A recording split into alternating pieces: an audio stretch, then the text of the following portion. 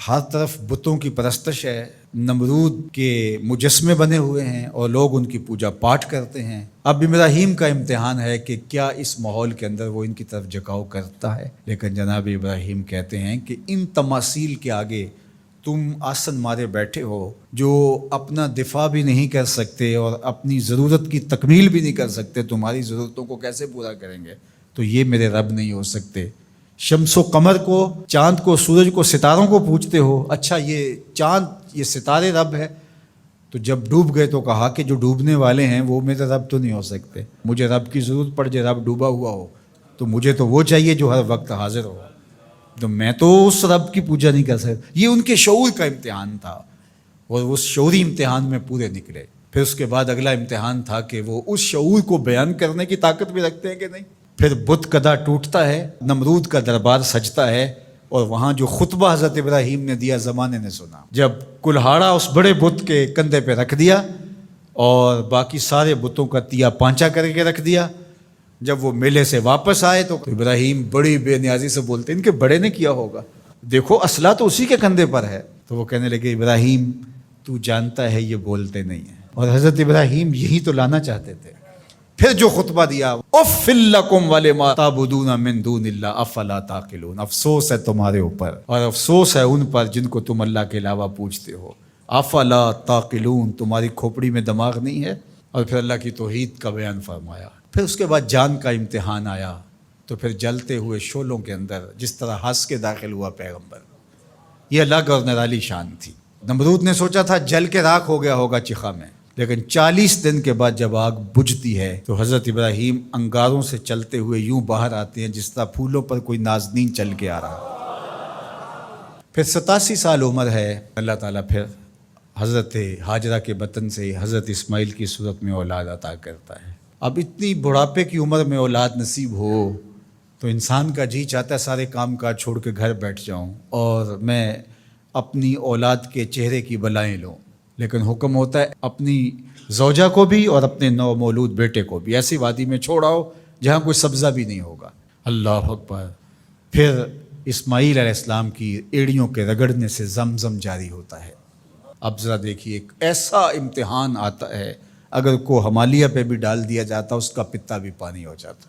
فلما بلغ معہ السعی، جب وہ ان کے ساتھ چلنے پھرنے کے قابل ہوا۔ ابراہیم علیہ السلام خواب دیکھتے ہیں، اور خواب کیا دیکھتے ہیں کہ میں بیٹے کو ذبح کر رہا ہوں۔ فلما اسلما، جب دونوں راضی ہو گئے، باپ ذبح کرنے پہ اور بیٹا ذبح ہونے پہ۔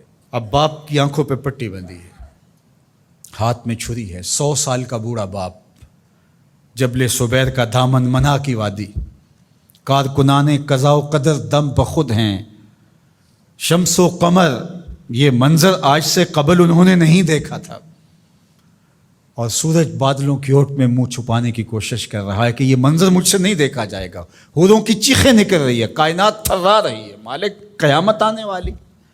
اور مالک بھی فرشتوں سے کہہ رہا تھا کہ تم کہتے تھے نا کہ سجدے ہم کریں گے، تسبیحات ہم کریں گے، انسان تو دینگا مشتیاں کرے گا، ذرا میرے بندے کی اس ادا کو بھی دیکھو، میرے حکم کی تعمیل پر میرے بندے کی اس انوکھی ادا کو بھی دیکھو۔ چھری کی نوک حلق کے اوپر رکھ کے پورا وزن ڈال دیا، گلا کٹ گیا، خون بہنے لگا۔ ابراہیم علیہ السلام ایک عجیب کیفیت میں، کیا کیفیت ہو سکتی ہے، میرے پاس تو لفظ نہیں ہیں۔ اللہ اکبر۔ جلدی سے جو ہے وہ آنکھوں سے پٹی کھولتے ہیں تو دیکھتے ہیں کہ منظر بدلا ہوا ہے، بیٹا سمجھ کے جس کو ذبح کیا وہ تو دمبا تھا، اور اسماعیل علیہ السلام پاس کھڑے مسکرا رہے ہیں، اور پاس حضرت جبریل امین بھی کھڑے ہیں۔ یہ اس بات کا عملی ثبوت ہے یہ وہ دمبا لے کے آئے ہیں۔